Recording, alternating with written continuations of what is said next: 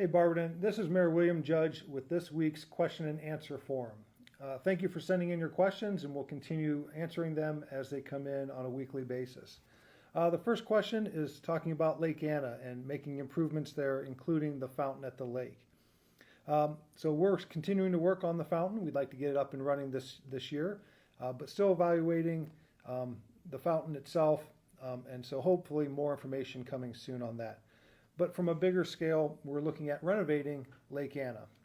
Lake Anna Park is the jewel of the community, a natural glacier lake, and a real passion of mine to get up and fixed up and making improvements. So we've been doing some things over the years, whether that's leveling out the sidewalks or pouring new sidewalks, doing some tree trimming and planting flowers and doing different things like that. But really want to make some additional renovations to the gazebo, to the visitor center, and some general other updates throughout the lake.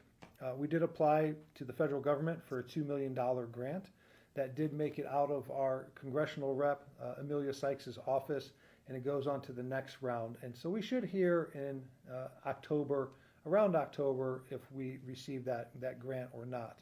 But we're not waiting until then. We're getting a lot of plans underway. We worked with Kent State University last year on doing a study, and they did a lot of public outreach and surveys, collecting a lot of data from you, the residents, on what you'd like to see at Lake Anna and how you would like to see that renovated. So we're taking that information, we're working internally, we're looking at other possibilities and ways to make it more interactive and more family friendly. So some of those are low-hanging fruit type of projects that we can do. Other ones are grander in the project and the makeup. So we're looking at all this. If you have any input or any questions or any feedback, please contact me. Send that to mayor@cityofbarberton.com, and we will compile all that with all the other data and survey information and make the best decisions moving forward. The second question is concerning the streets. When will the streets be done? So there's over $21 million that's going to be spent starting this year on our streets and infrastructure. So there's several roads that the federal government has given some funding for. So that includes 4th Street downtown, Worcester Road West from 4th Street downtown all the way to 31st Street, West Hopkinton Avenue from 8th Street downtown to Hillsdale, Snyder Avenue from 5th Street to Hudson Run, and Norton Avenue from Barber Road all the way to the corporate limit in Norton. This also includes the intersection at West State Street and Worcester Road North, which is going under construction now, and also South Van Buren from Snyder Avenue to Russell Avenue. So some of these are total reconstruction projects. Some of them are resurfacing projects. So they are starting this year.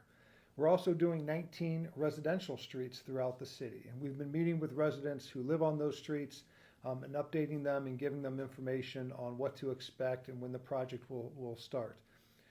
We spend about $1.2 million, $1.5 million every year on our streets. We've been able to get some federal grant money, and we were proactive 5 or 6 years ago to apply and gain this money.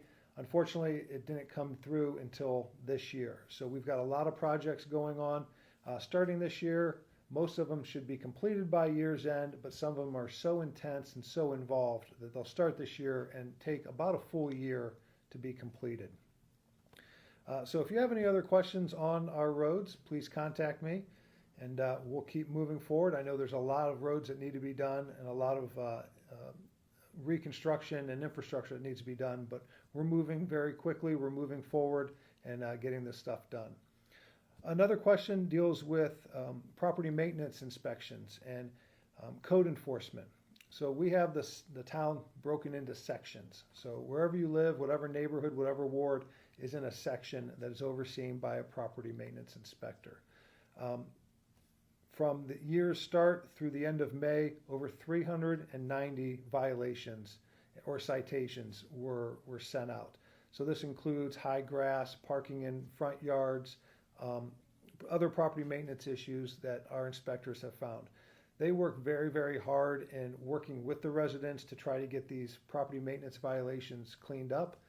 If need be, they bring in the police department if it rises to that level.